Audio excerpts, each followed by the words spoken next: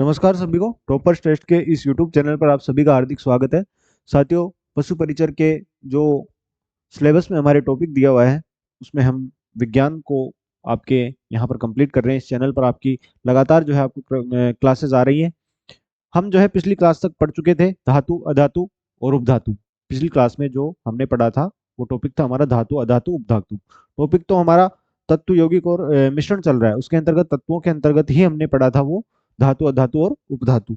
तो आज की क्लास में जो हम पढ़ने वाले हैं, आज की क्लास में हम कुछ महत्वपूर्ण धातु, अधातु और उपधातु इनके उदाहरण हम देखने वाले हैं। धातु, अधातु महत्वपूर्ण जो है उनके बारे में हम पढ़ने वाले हैं। इनके गुणधर्म क्या होती है, धातुएं क्या उपधातुएं होती है, इनके क्या क्या विशेषताएं होती है, क्या क्या गुणधर्म होते हैं, वो पिछली क्लास में हम देख चुके हैं। तो आज इनके बारे में हम पढ़ने वाले हैं। क्लास स्टार्ट करते हैं। सबसे पहले आता है हमारा हाइड्रोजन।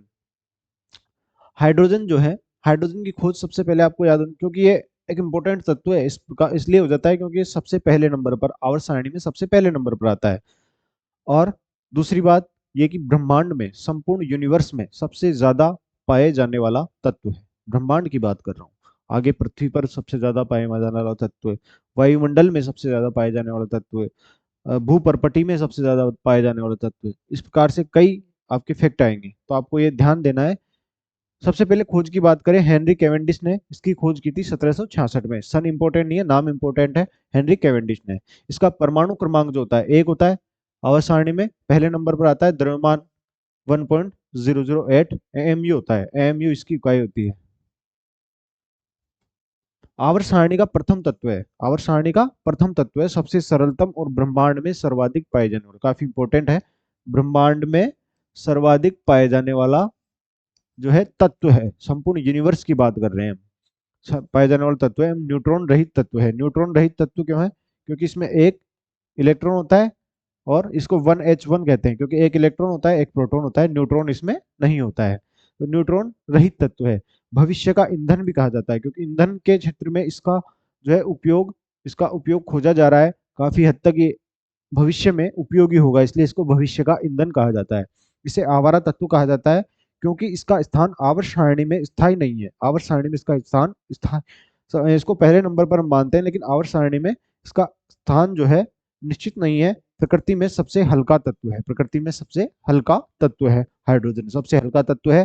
ब्रह्मांड में सबसे ज्यादा पाए जाने वाला तत्व है, भविष्य का ईंधन है। हेनरी कैवेंडिश ने खोज की। ये हाइड्रोजन के बारे में काफी इंपॉर्टेंट फैक्ट हो जाते हैं। अगला है हमारे पास, हाइड्रोजन ऑक्सीजन के साथ मिश्रित होकर, कुछ उपयोग की बात कर लेते हैं।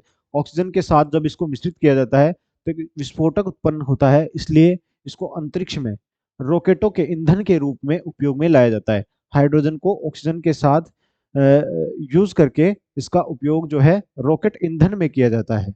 वेल्डिंग कार्यों में भी हाइड्रोजन का उपयोग किया जाता है। वेल्डिंग जो होती है, वेल्डिंग में जो गैस वेल्डिंग होती है उसमें ऑक्सी एसिटिलीन ज्वाला, ऑक्सी एसिटिलीन एक ज्वाला जो निकलती है उसको बोला जाता है ऑक्सी एसिटिलीन ज्वाला। वहां पर ऑक्सीजन, इसका जो है ऑक्सीजन के साथ हाइड्रोजन का भी उपयोग किया जाता है। वनस्पति तेलों में, वनस्पति तेल जो होते हैं उनके हाइड्रोजनीकरण एक प्रोसेस होता है। प्रयोगशाला में, फैक्ट्रियों में एक प्रोसेस किया जाता है, रासायनिक अभिक्रिया कराई जाती है, हाइड्रोजनीकरण। उस अभिक्रिया को कहते हैं हाइड्रोजनीकरण। हाइड्रोजनीकरण द्वारा वनस्पति घी का निर्माण किया जाता है। वनस्पति घी जो होता है उसका निर्माण किया जाता है। वनस्पति तेलों के हाइड्रोजनीकरण से वनस्पति घी का निर्माण किया जाता है। ये हाइड्रोजन के कुछ उपयोग हैं। इसके बाद आता है जो महत्वपूर्ण तत्व है क्लोरीन। क्लोरीन बहुत क्रियाशील अधातु है। क्रियाशील है और क्या है? अधातु। धातु नहीं है, ये अधातु है। प्रकृति में मुक्त अवस्था में नहीं पाई जाती है। मुक्त अवस्था में ये नहीं पाई जाती है, किसी न किसी के साथ जो है यौगिकों के रूप में, किसी रूप में, अन्य रूप में पाई जाती है। क्लोरीन तीखी गंध वाली दम घोटू गैस है, दम घोटू गैस है। और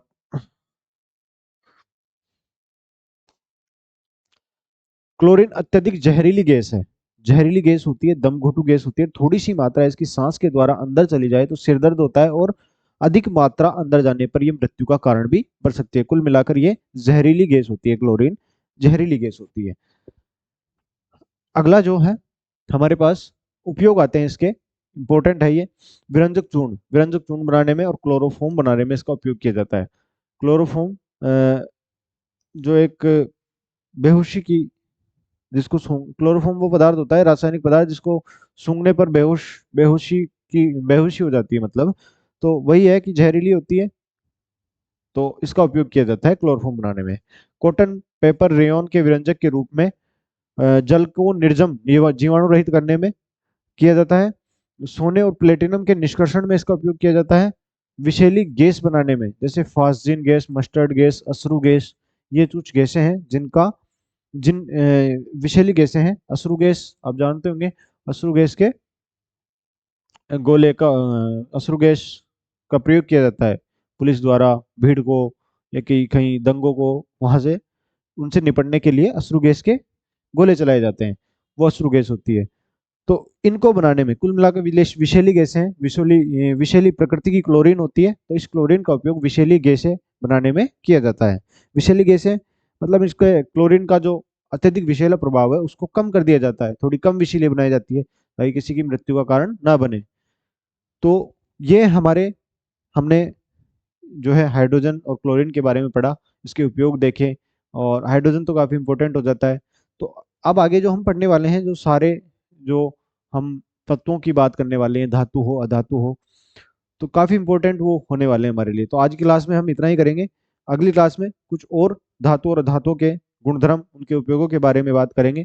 तब तक के लिए आप इस वीडियो को अधिक से अधिक साथियों तक शेयर कीजिए, और चैनल को जो है आप सब्सक्राइब कीजिए, और कुछ आपके क्वेरीज हो तो आप कमेंट कर सकते हो। मिलते हैं अगली क्लास में। धन्यवाद।